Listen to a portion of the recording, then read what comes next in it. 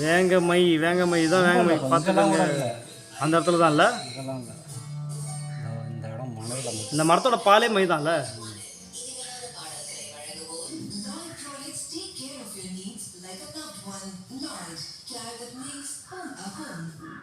முனையில் மட்டும்தான் இருக்கும். மண்ணில் மட்டும் இல்லை.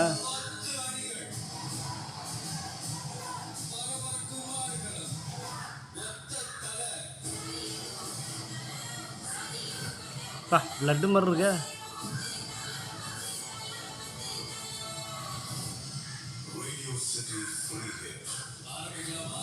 திக்கா வருது பாருங்க.